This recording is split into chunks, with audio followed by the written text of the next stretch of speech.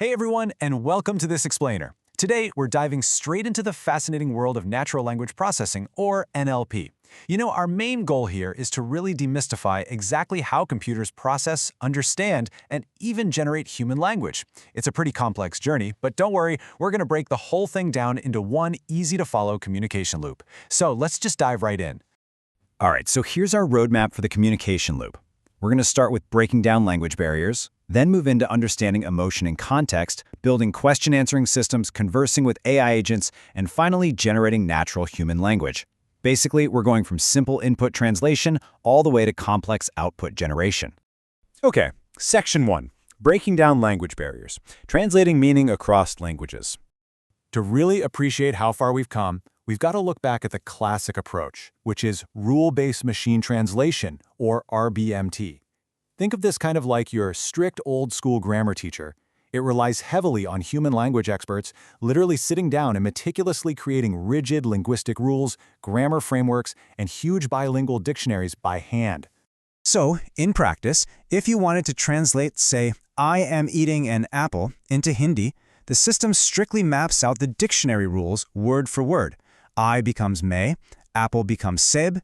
The final output is grammatically accurate, sure, but man, as you can probably guess, hand-coding every single rule for every single language on Earth, it's incredibly rigid and notoriously difficult to maintain. So what if we just drop those rigid rules completely? Well, enter statistical machine translation, or SMT.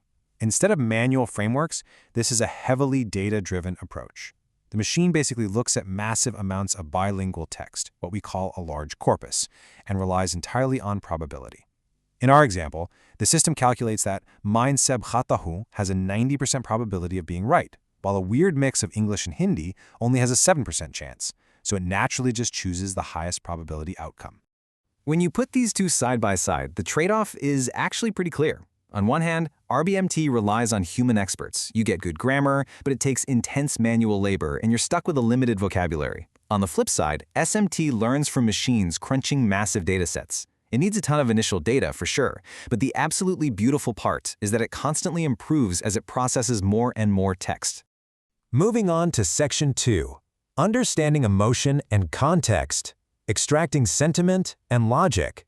Now, to actually perceive human feeling, text gets fed directly into an AI sentiment analysis engine. And this engine's sole purpose in life is to classify that text and route it to one of three buckets: a positive sentiment from a happy user, a neutral sentiment from a mixed user, or a negative sentiment showing us a frustrated user. Let's ground that in something you've probably seen today. Imagine a customer leaves a review saying, "This mobile phone is excellent and easy to use." Boom! The AI instantly flags that as a positive sentiment.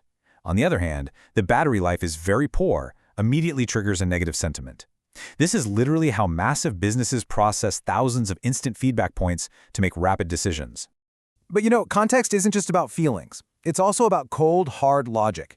Take text entailment. This is an NLP task that checks if a hypothesis can be truthfully inferred from a base text. So if our base text says Virat Kohli scored a century, and the AI's hypothesis is Virat Kohli scored 100 runs, the system uses logic to declare that an entailment, meaning yes, it's true. The machine actually understands the context that a century is equal to 100 runs. Pretty cool, right? All right, Section 3, building question-answering systems, from understanding to interacting. So, a question-answering, or QA system, is a really intricate piece of architecture. You ask a question, and it processes that through a series of nodes, relying super heavily on pulling information from a massive central knowledge base or document collection to give you an accurate response. Let's break that down into a simple 1-2-3 flow. Step 1 is question analysis. The system spots important keywords like invented and telephone and figures out it's looking for a person. Step 2 is information retrieval. It rapidly scours its database for those exact keywords. And finally, Step 3 is answer extraction. It pulls the exact name, Alexander Graham Bell, right out of a document and hands it to you. It's incredibly systematic. But let me tell you, this is an unbelievably complex task. Engineers face 8 major hurdles when building these systems. I mean, think about language ambiguity. Words have multiple meanings. The word bank could be a financial institution or the side of a river. Then you've got synonyms, context dependencies, and the huge headache of knowledge base maintenance, basically just making sure the facts aren't outdated. Overcoming all of this is what makes modern NLP so mind-blowing. Next up, Section 4, Conversing with AI Agents, the big picture of chatbots. Conversational AI definitely isn't a one-size-fits-all kind of deal. It spans a massive taxonomy, branching out from foundational dialogue systems into text-based chatbots and voice virtual agents. But it goes way beyond that. We even have embodied agents, which can be anything from a digital face on your screen all the way to actual physical robots. The scope of this technology is vastly wider than just a little chat box on a website. Under the hood, though, it's all about a continuous interaction loop. You speak or type, and that input flows right into natural language understanding, or NLU, to extract your intent. Next, the dialogue manager steps up and decides, okay, what do we do now? Finally, it loops down to natural language generation to craft a response that gets sent right back to you. And this loop just repeats infinitely as the conversation flows. And that brings us to Section 5, Generating Natural Human Language, the output stage. Natural language generation, or NLG, is basically the machine's voice. It takes structured, cold data, or machine-readable info, and converts it into meaningful human-readable text.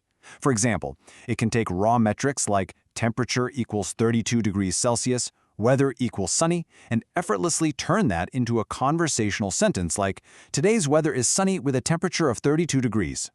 To actually construct its own thoughts and sentences from scratch, the AI uses what we call an NLG reference architecture. The input data enters at the very top, trickles down through 4 distinct processing layers, and finally pops out as totally natural language text at the bottom.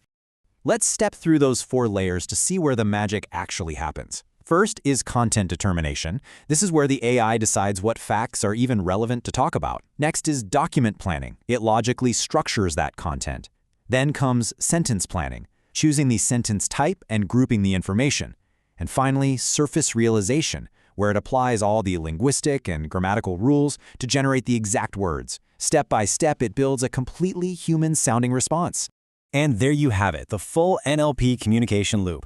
We went from translating raw input data and analyzing complex sentiments all the way to structuring knowledge bases, managing ongoing dialogue, and finally generating natural human sentences from scratch.